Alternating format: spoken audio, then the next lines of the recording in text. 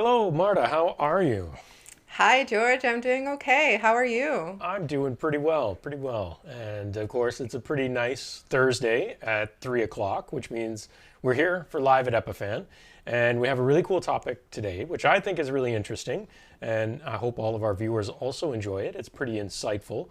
And we wanted to make sure that you were on this because you definitely understand this a little more from a marketing perspective than I do.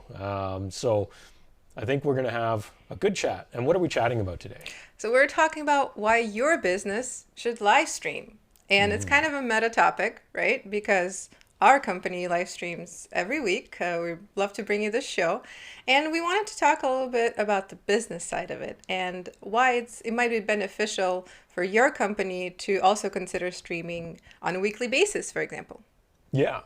And I mean, there's a lot of reasons to look at it. One of them, you could even look at live streaming as almost the new radio in the sense that, if you want to reach audiences where they are, people are on social media, whether we like it or not, people are on their phones or, have social media in front of them constantly throughout the day. And, getting information to them through those means can be very useful. More and more people are turning to live streaming as maybe they don't appreciate or like the way traditional media handles some of the information. And why send out press releases hoping they get picked up if you could just do it yourself, essentially? Yeah, it's very empowering. Uh, we have been doing our show for 3 years now. I think in March we had a 3 year anniversary. And yeah, we've been doing webinars as well. We've been doing product and feature announcements. And it's been really exciting. We know of other companies that have been doing it as well. For example, PTZ Optics is a good one. Hmm. They have their PTZ Optics stream, they have their Stream Geeks, and all of those kind of target different audiences, talk about different things. And again, a lot of engagement, a lot of viewers, and it's a brand building exercise. So why don't we get into kind of uh, the actual benefits of live streaming for your company? Yeah, absolutely. And one of the other examples we had there was one of our partners as well. And I was actually just on one of their live streams right before this show. So we also participate that way. And it's a great way to reach out to their customers. Um, so Exactly. the so the five benefits. So let's kind of go through these. Number one, take us through what this looks like from the first perspective. Yeah, so as I mentioned, live streaming really helps to build your brand, right? So live streaming is very unpredictable. It's you never know what's going to happen, but it's very authentic, right? So there's no time to kind of edit. It's raw, it's live, and it feels more real to the viewer because it's uninterrupted. Yeah. And it kind of it increases trust with the on-screen talent. So as you're watching whoever is presenting live, you know that what they're saying is unedited. It's happening now, and you know that you can connect with that person live. You can ask them questions; they will reply right back. So there's a better connection between the on-screen talent and the audience, which increases the overall trust in the brand. And because there's more trust, it increases the value of your advice, right? So it becomes more valuable to your viewers, and they're more receptive to the messaging that you're offering them. Right. So it's kind of interesting because working on the support side of Epiphan, there was definitely a shift in many of the contacts that we would hear from pre Live at Epiphan being a thing 3 years ago and post Live at Epiphan starting to get some traction and people notice what we were doing, whether it was our partners or our direct customers. In exactly what you just outlined, more people would call up, and when they hear my voice on the other end of the phone or identify myself, they go, "Oh, I just watched one of your live streams," and it completely changes the type of conversation we have. I am no longer viewed as this faceless generic support robot that so many people in the tech industry dislike, All right. because there's now a human face because I've participated in this type of content. So it does go a long way to building those trust bridges between the company and the customer. Exactly. As you mentioned, yeah, you're not just an employee of the company anymore. You're kind of the face of the company, which increases trust towards the brand. Exactly. Exactly. So another one is creating the engagement, and it kind of spirals off of what we were just talking about as an anecdote. Is that engagement and it deepens those connections. Exactly. We have heard stories from companies who are keeping connected right now internally. So they're actually using some of our devices to stream internally and do announcements for the entire company. One example is a hospital in Australia who does this. And because it's live, people kind of care more about it, right? So Right. it's either you were there to see it or you don't care. But because it's live, it's much easier to create that real engagement, right? So the immediate and unpredictable nature kind of draws more views. It's more compelling to leave a like or comment, as you guys are commenting right now in the live chat. We love to see that. And we also found that live video has much higher engagement than VOD content. In our personal statistics, we found that it's about 4 times as much, right? So Yeah. on average, people watch live content 4 times longer than VOD content. Yeah. And I mean, this is especially true for things like webinars. We did a webinar yesterday, and the level of engagement that we had, and the Q&A that we were able to do because we did it live.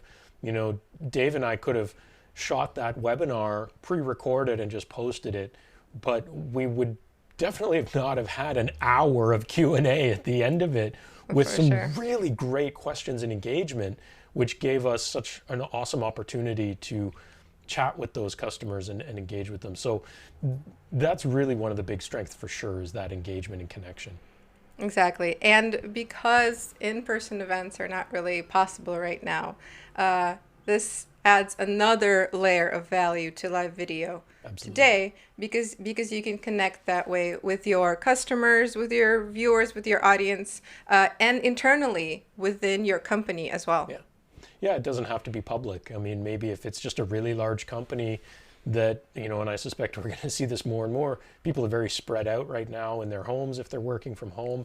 I think we're going to see shifts where the workforce in general is more distributed going forward. And that's a good thing, but it also means keeping in close contact and connection with people is more of a challenge because we're not all sitting in the same office. So, leveraging these tools will help create those internal bonds as much as the external bonds with your customers. And that's equally important. Exactly. Keeping that internal culture going is very, very important today, especially. Exactly. Externally, of course, brand awareness is huge. Not to be too cliche about it, but especially in the world of social media, brand awareness is kind of a big deal. Whether we like it or not, it's just kind of how marketing works these days. So this is a great tool. Exactly. As you mentioned, George, I think you've had people come up to you on trade shows and just be like, "Hey, you're that guy from the live show," and even ask for a photo, right? Yeah, I have had people come into a booth at a trade show, and most of the time it's just people saying hi and saying they really appreciate the content, which is awesome feedback, and I love that. And other people go so far as to say they want to take a selfie with me, which is fine as well.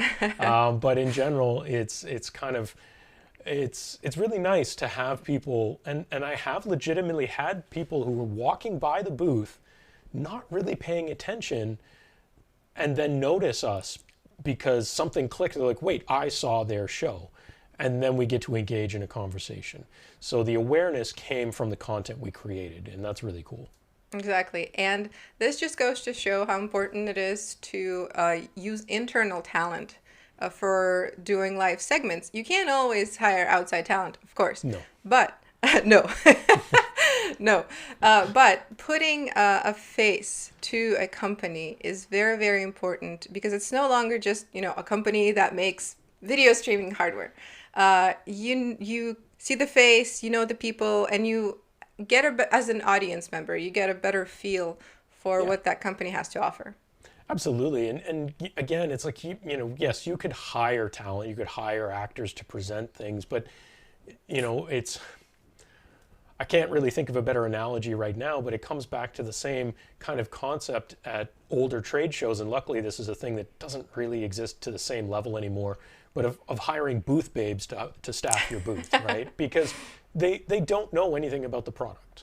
Sure, they get attention, but the wrong kind of attention because it's not translating to a discussion about the product. The people are not wanting a selfie with the booth babe because they saw any content they created or want to talk to them about a product. They'll just take the selfie and run away. And that's not what you want. But if you can use internal talent, and to be fair, maybe not everybody has people internally that are comfortable on camera and doing these things. I certainly wasn't that comfortable with it in the beginning, but as you get used to it and you allow people to grow and foster this kind of skill to do it, your audience follows along with that. And again, as we said in the earlier points, it builds that trust and people get to continue to follow along and see how things change and grow. And the face. Exactly. Sure. And that just builds a better relationship between your customers, your audience, and your brand, and it boosts brand loyalty in the end. Absolutely, yeah. And that's, you know, there's always those old sayings, it's usually easier to sell to the same customer multiple times than to get new customers. And exactly. So the better you can build brand loyalties, the better it's going to be to have that kind of stable returning customer base. And that's really critical for any business. So the other one is saving time and money. And so this one on the surface seems like, well, that doesn't make sense. You probably spend a lot of time planning and shooting and doing all these other things. And that's true. But when you get good at it, it speeds it up. In the beginning, as you mentioned, George, it was very difficult to do these things. It was like a whole feat. It's like, oh, Thursday, there's a live show. You have to get ready. You have to like go through the material. And it was kind of stressful at first, but pretty quickly, within maybe a month or two, it became much easier. And this is the process that everyone goes through. And the benefits of live is that there's no post-production, right? You did your live segment.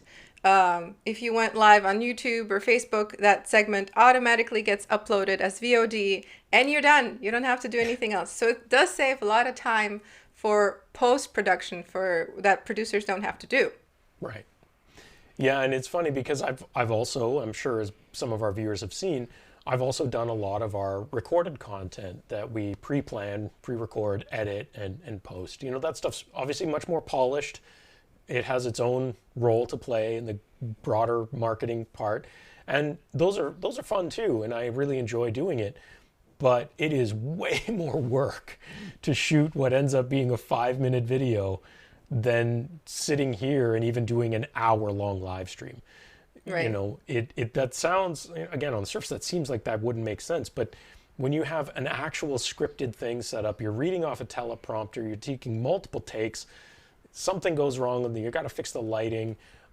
We did a great video a while ago about Pearl within education, and we actually, shot everything on green screens and rendered in all these fake backgrounds and stuff, which was awesome, with the exception of how much time it took to actually do it all. The post-production work on that was huge. So it looked awesome. The outcome was great, but, we could have done a dozen of these live shows and still not even come to the same amount of time. So obviously, again, it depends on the type of content you're trying to put out there. But if you can save time in post and maybe even divert some of that time towards pre-production of your content, which is definitely the largest chunk, I say, then you're probably better off. Right. I think the biggest time sink for us right now is to come up with new ideas for content rather than anything else. Yeah, that's always going to be hard. Yeah. It really depends on the type of business, I would say. A great example would be, the show I was on earlier today with our partner at Broadfield. It's in a way, it's easier for them because every week they can just kind of reach out to one of the brands they represent and invite someone on and talk about some product, and that's it. That's a fairly straightforward way to do it. If you are Exactly. doing it for your own company, then you can't just talk about the same product week after week. You have to kind of do something else, and that something else, coming up with that, can be it can be time consuming, but that's also where you learn to experiment and play around with things, try something new, and see what happens. And so it's also creative, and creative is good. Yeah, and this actually ties really well into our next item, which is live streaming helps you to better understand your audience, Yeah. right? And we love to hear your ideas, guys. If you guys have ideas for a show that we should do, please let us know in the live chat. And as I mentioned, we're going live right now. We guys can connect with you, and we can better understand what you guys want from the show, what you guys want to hear about, what you want to learn about, and then based on that, we can adjust our topics to help benefit you, the audience. Yeah, exactly. Um, so whether it's the ideas, and we have had some that we've done out of customer ideas, which is awesome.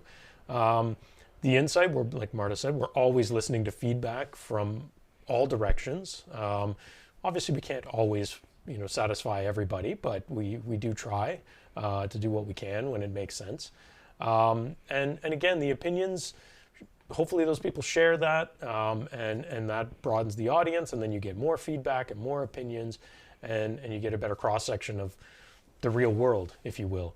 Mm-hmm. And so that's extremely valuable information to gather and to have Right, right. as any business. If you're not listening to your customers to some degree, then you probably won't be in business for very long. And it's also a great way to test your content, right? So, live streaming is a good testing ground for your new ideas. You can see what kind of engagement you're getting. You can adjust those concepts, and you can do that with a post produced video, of course, too. But it takes more time. And with live, you can get that feedback instantly because of the live viewers. And as per our previous point, it takes less time and energy to produce that live content. Absolutely, and you know, one of the things that helps save time is, of course, a live stream. In most cases, immediately becomes VOD content after the fact. So that saves time, but it also means you can still get the VOD information afterwards. So you end up double dipping essentially, where you got the live part that you wanted, and then you still get the VOD after the fact, and you've minimized the amount of work. And again, in this world of social media, people are looking for the more authentic, maybe slightly less polished style of content from people, and that's very cool. And live streaming really pushes you to do that. However, you kind of do need to do things, maybe a little differently. You need to have confidence in what you're doing. Certainly, it's not something that just happens on its own. So confidence is big when you're doing it, and for me, and I think for a lot of people, the place to start with confidence is in the gear that you're using. So I guess this is the shameless plug part of this, That's right. but the reality is, when you're looking to do live streaming, you want to make sure that what you're using is bulletproof, if you will. You want to make sure you're using good quality cameras that you understand how to use. And if you're live streaming to 3 or 4 different platforms simultaneously, like we do, making sure you have an encoder that can do that, or services that can help you do that. And this is something we've tried to make sure we've built into our products, like Pearl 2 and Pearl Mini, to be all in one, to make sure you have all those different functions like switching, recording, streaming, all these kind of things crammed together in one box with the professional options you need to make it as good as possible, including, maybe not just in a studio the way we traditionally would do this, but that it has the flexibility so that when a global pandemic hits and everyone starts working from home, and like that would ever happen, Nah. you still have gear that you can deliver to people and have exactly what we're doing today, where both Marta and I have Pearls in our homes, and those are streaming to a central point, and it's being streamed back out to you guys from there, We can use technology like SRT to make that strong, reliable, encrypted, high quality, far more than we would with, say, something like video conferencing like Zoom or Teams or, GoToMeeting or WebEx or any of those. So Exactly. that's kind of a big part of it too. And using our devices is really easy. And I know that sounds super biased, but I've seen some other devices and the amount of settings that you have to adjust in order for it to work. For me, I literally pull the Pearl Mini out of the box, plug it in, connect it to Ethernet, press one button, and that's it. Which is phenomenal. And I'm actually reading comments as well. And Perfect. Linda mentioned that she had no idea what Epiphan really did before these live streams.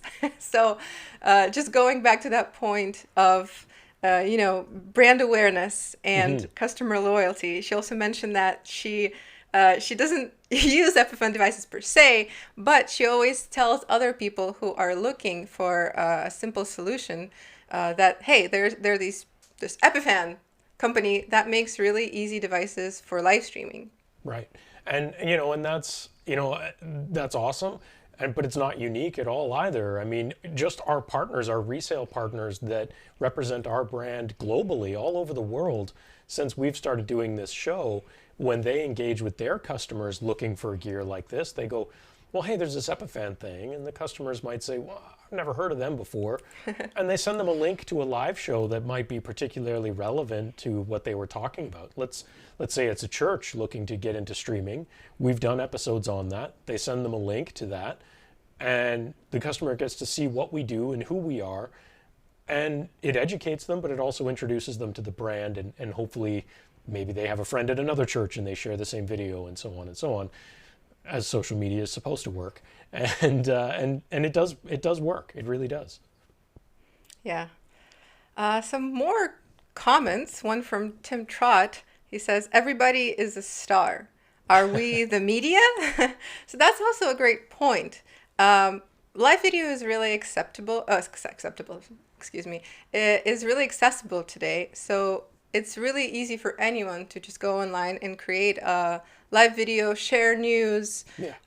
It's been a huge tool for political movements of all kinds because it's so easy to use and it's so easy to bring people together. And in a sense, we kind of are the new media, right? Yeah.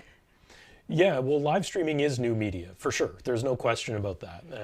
And you can argue about which content is better or whatever, it doesn't matter.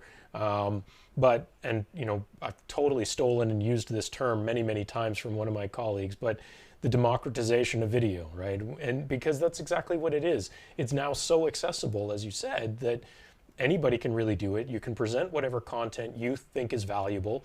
You'll find out quickly whether or not that's true based on the viewer numbers and go from there. And again, as we said earlier in the beginning, you don't need to throw out a press release to the ticker and see if anyone picks up on it. You can just do it yourself. You can control your own message. So that can be important.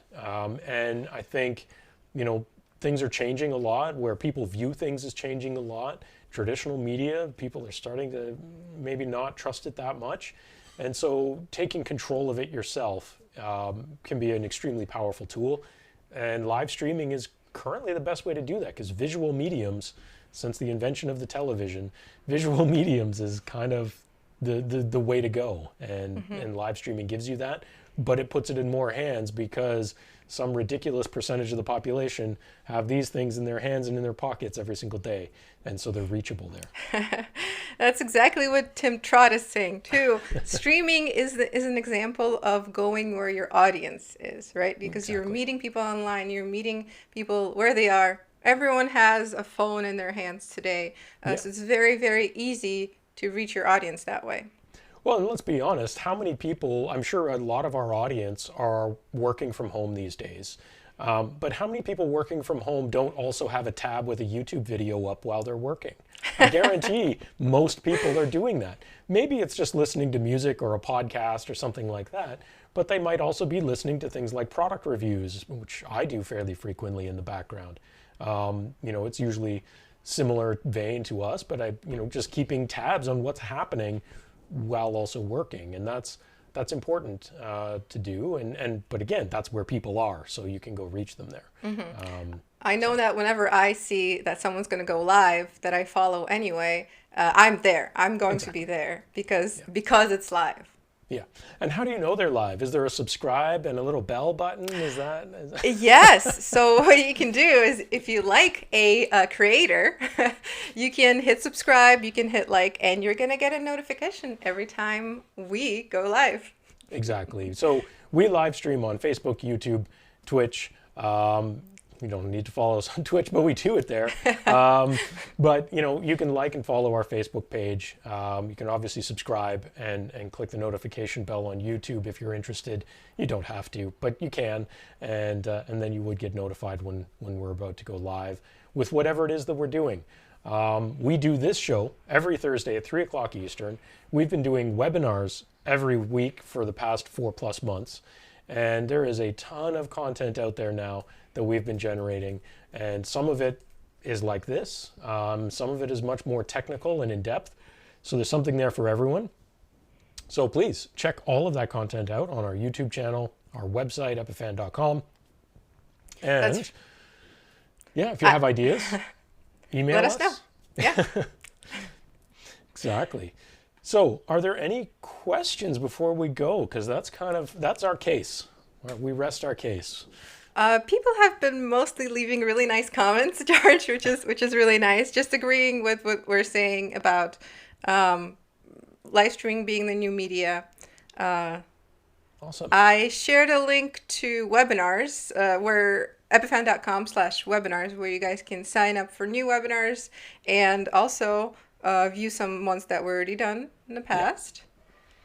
We don't really have any questions. I mean, People I have are no... asking whether there are plans for a camera-mounted, battery-powered device for streaming, kind of in-the-field streaming with a hotspot.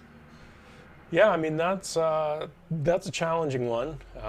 Those are challenging products to make, and there are products out there that do all of that, but they're not easy ones to make. They seem simple on paper, but they're much more challenging than you might think. You just have to go look up the background of how cellular connections work, and when your brain melts, then you'll understand. So there's a lot of challenges around that kind of product. So are we planning anything? Honestly, I can't really say.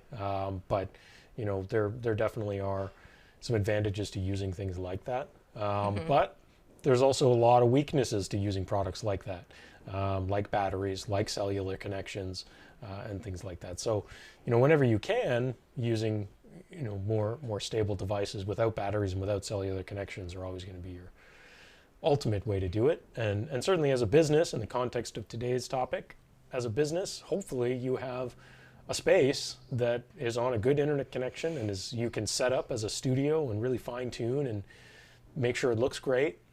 If people are at home, that's no excuse. You can pick up some cheap lights and a green screen for next to nothing, and make sure that your at-home talent has a decent look to what they're doing as well.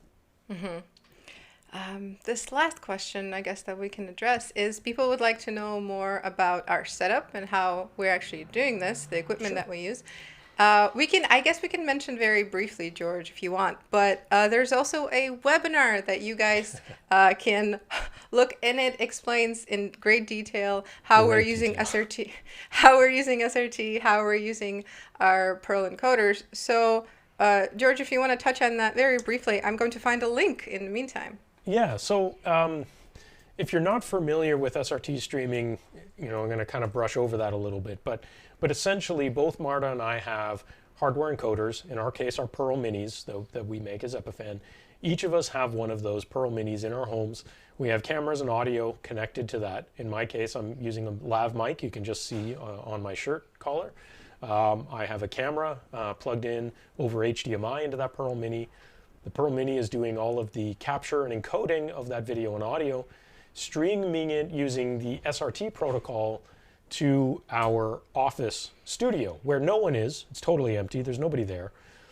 where it's being brought into a Pearl 2, my stream, Marta's stream, some other information like the video bumper you guys saw off the top, the titling that we're doing, all of that is being actually done in that studio remotely by our producer.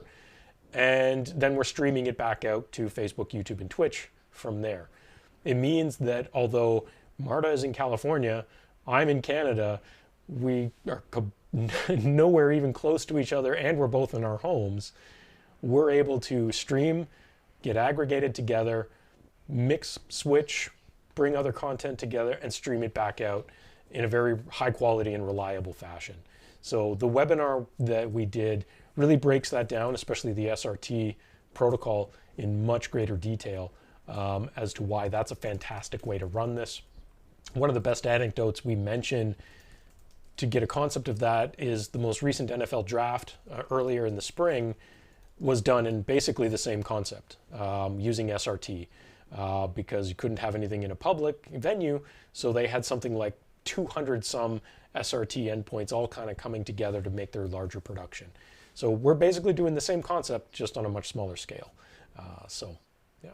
Exactly. Thank you, George. And I did put a link into chat to that webinar that George was just talking about. Awesome.